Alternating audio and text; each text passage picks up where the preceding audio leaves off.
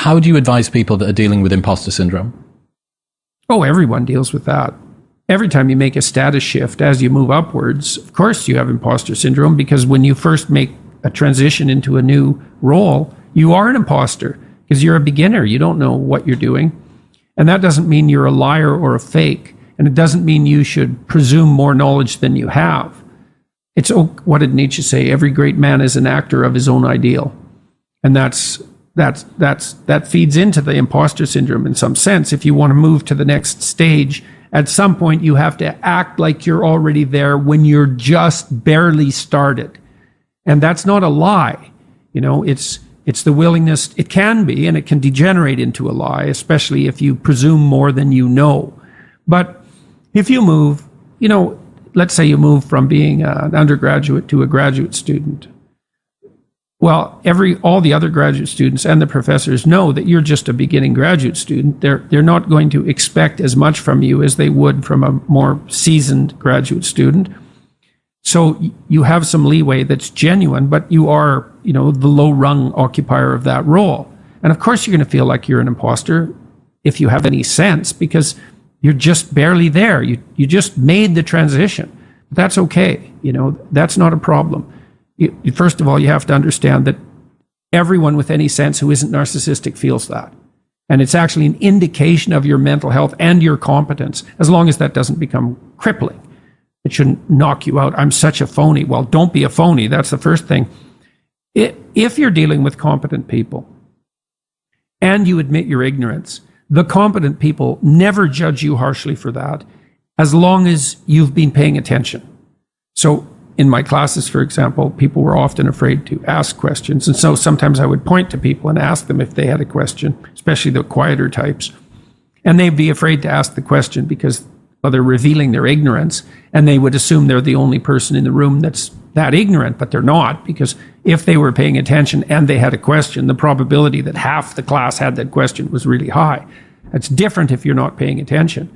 And so you can be ignorant, you can be an ignorant newbie, and you can even ask the questions that are necessary to ask in that position and sort of reveal your inadequacy. And as long as you're dealing with competent people and you've been paying attention, they're just going to answer your questions. And then you only have to be ignorant once. That's the thing about asking a stupid question.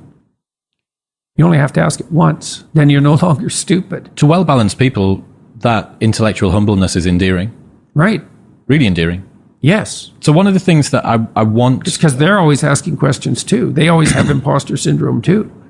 If they have any sense, like, what are you more what you know or what you don't know? Well, if you're competent, you know you're more what you don't know. And so you're always asking questions. You see someone else asking questions, you think, oh, you're asking questions. You probably are competent. So...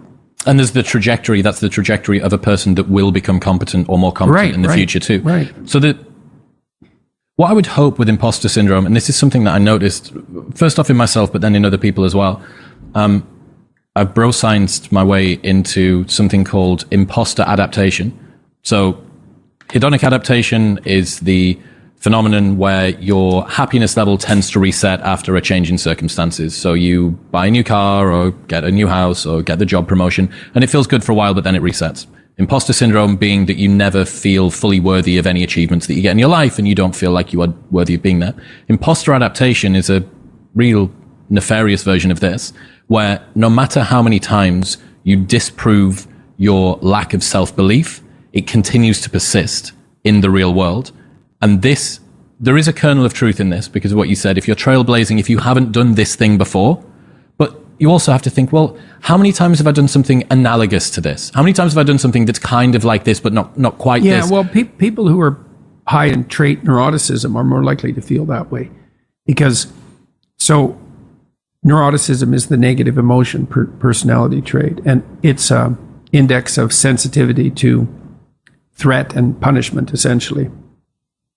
So imagine that it's very difficult to calibrate how many units of physiological preparedness you should manifest per unit of threat, right?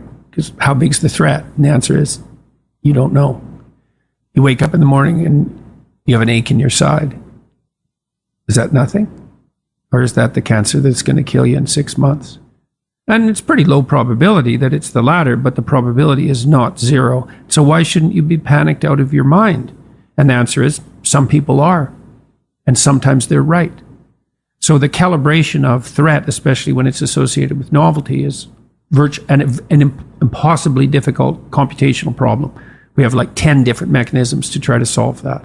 And one of the mechanisms is, well, there's tremendous variability in response. And if you're higher in trait neuroticism, you're going to have the problem you're described all the time. You're going to be doubtful about your competence and the validity of your position.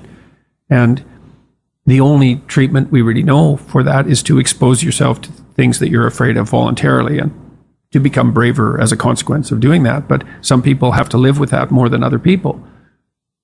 The thing that I realized was that after a while, if you continue to disprove your imposter syndrome in the real world, you have a challenge, you're adamant that you probably won't or might not or don't deserve to get past it, and then you do, after a while, you have to admit to yourself that your imposter syndrome has nothing to do with your capacity and everything to do with your addiction about feeling like an imposter. And well, and that does change as people age. Generally speaking, they become more agreeable, more conscientious, and lower in negative emotion.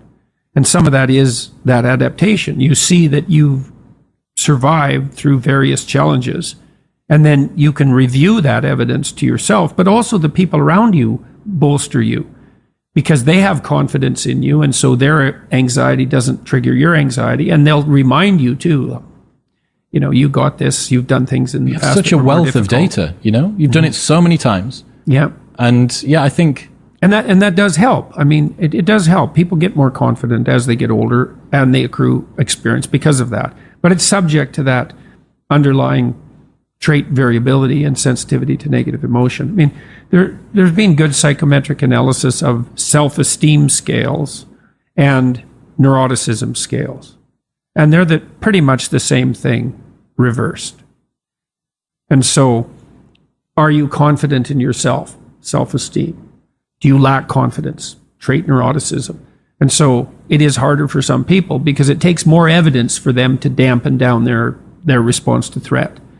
So, and it's partly because we're all adapted to some degree to the failure of induction, right? Just because something happened multiple times in the past does not mean necessarily that it will happen the next time. And that's it's the farmer and chicken problem, right? Farmer's always feeding the chicken. Chicken thinks the farmer's his best friend, but one day the chicken is dinner. And that's induction. There was a stable pattern in the past. You come to rely on it, but at any time that axiom can be disproved. And so the fact that we have variability in trait neuroticism is a consequence of the probability of the failure of induction. It's a very difficult problem to solve, how to regulate negative emotion, you know. But I would say that the best way we know is to keep facing challenges voluntarily, pay attention at a rate that works for you, develop your competence. That actually stabilizes the environment around you, so it actually is less predictable and less threatening. Plus, you accrue that evidence, and you get the social support for doing so. That's your best pathway forward.